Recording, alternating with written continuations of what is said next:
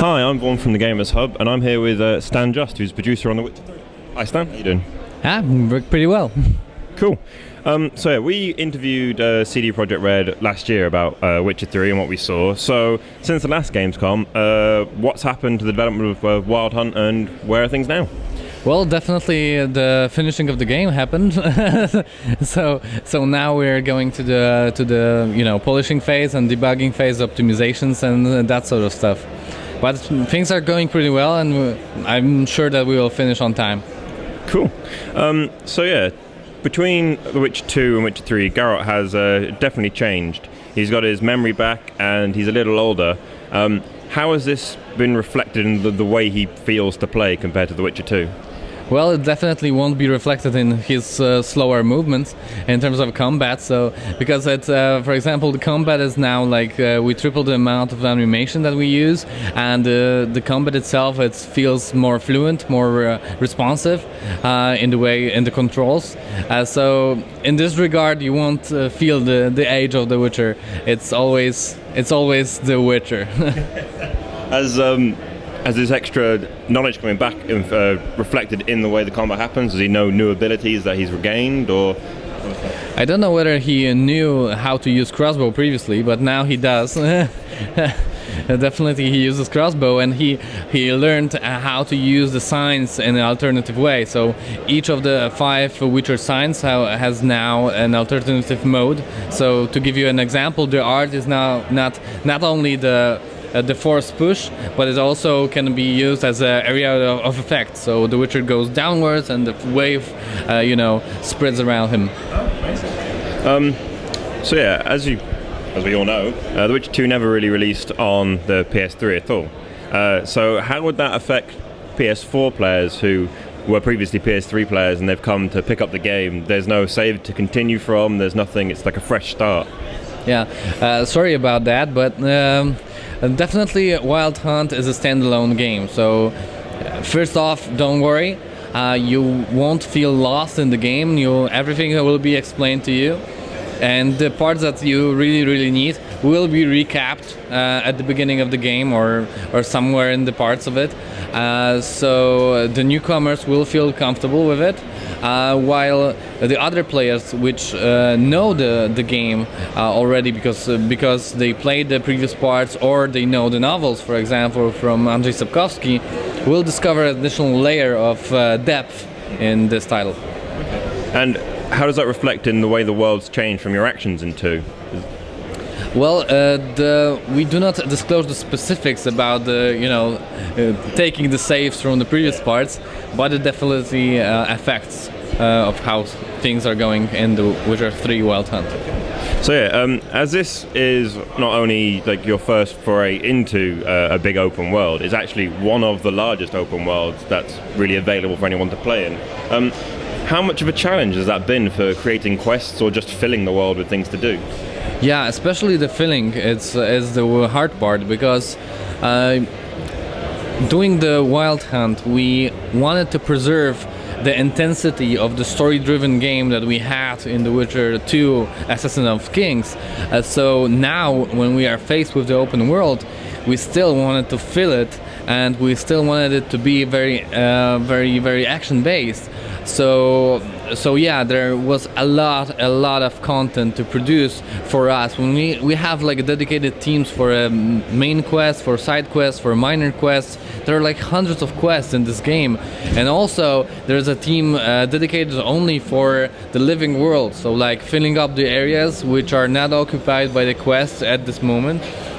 For example, for you to just engage in random encounters that will make this world believable and vivid. And how does the challenge come about with creating a quest? Because anyone can come across that at any time or come at it at any angle. How have you managed to create quests that work in any way? Well, it produces a lot of bugs, because you need to be aware of where the player have been already, what he decided upon the different scenarios. So there's like a vast tree of possibilities that you might be in. So it produces a lot of bugs. It produces a lot of additional work to do. But after the bottom line is that it produces a unique experience that is unparalleled in any other game. With The Witcher 2 especially, you always touted it as a non-linear game experience because you had the choices and all that stuff. So having an open world does seem like a natural progression for that. But was the open world something you really wanted to do from the beginning? Was something you wanted to try and do with 2 as well? The open world thing was a dream that we always tried to achieve, but it wasn't possible before because of technical difficulties, because of the scope of the company that we had at the moment, and now the possibilities opened. Now the hardware opened. Now we have the larger budget, larger team, more talents and experience making games. So now we believe that is the moment that we can actually pull it through. In terms of the space itself, is that a procedure generated area, or is it all like handcrafted into being exactly what it needs to be?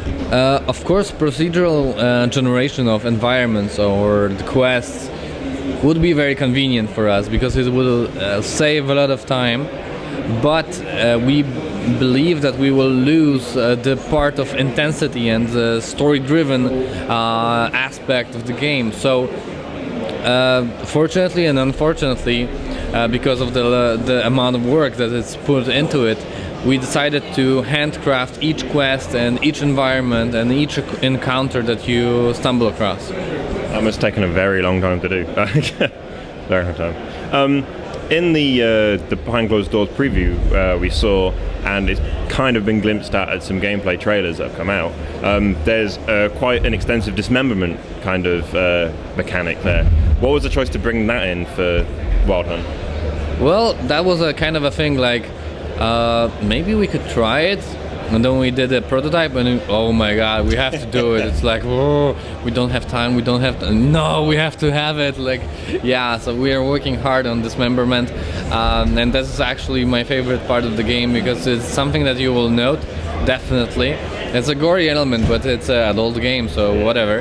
And you will see it not only in the humans, but also on the monsters. So each monster, it's also not procedural. It's always handcrafted. So our artists are choosing what kind of a cuts will there be possible within each monster, what to dismember, and one artist is choosing that, another is creating assets. So each monster will have its custom dismemberment kind of a feature.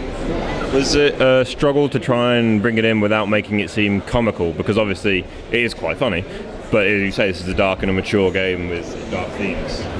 Well, sometimes it may be funny, but if you're really, stuck in the headphones in a dark room, and then the wind blows and all the weather effects going on, and the guy is being cut in half and screaming loud, it's not funny at all. So yeah, it was announced earlier this year that obviously The Witcher 3 has been sort of shifted back to February time for polishing.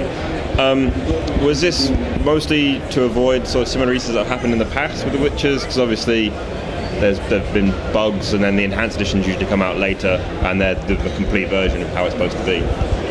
I would say that might be one of the aspects, but definitely the quality of the game. I'm in the company for 1 year, and one thing that I noticed is that the quality comes first every time. It's like whenever we want to cut corners, they always come back in terms of adding new content and adding new quality to that content. So the main reason was to improve quality, was to polish the game, and was to deliver what is expected of the most anticipated game ever. Cool. So yeah, so kind of coming towards the end now. This year you changed not only The Witcher 3's logo, but also your own logo. What was the sort of decision for this? Was it like a thematic shift? In terms of the Witcher logo, it was actually an idea that came across our art director's mind, and he liked it so much that we did it. In terms of company logo, that was a bit more. We thought about it longer, and it was planned for a long time. So I'm glad that we did it. I really like the new one. So did it come about partly because it's a change of where you want to be going, what you want to be doing as a company, or? No, I wouldn't say so. We are still have the tagline "We are rebels," and and the Red Bird is also communicating that.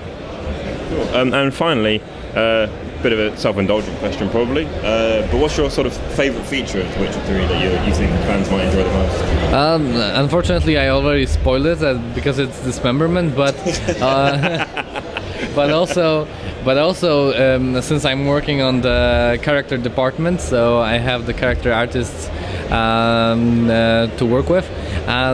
That the morphing feature is pretty cool. It's haven't been seen in the RPGs and the open worlds because many monsters that you will encounter in the game can morph into different forms. Oh, right. So that is really a cool thing to see. We already teased it a little bit in the trailer.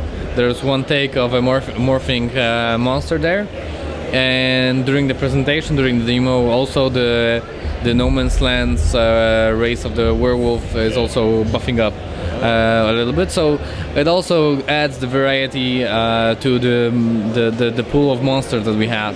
Cool. Well, thank you very much for that. That was really good.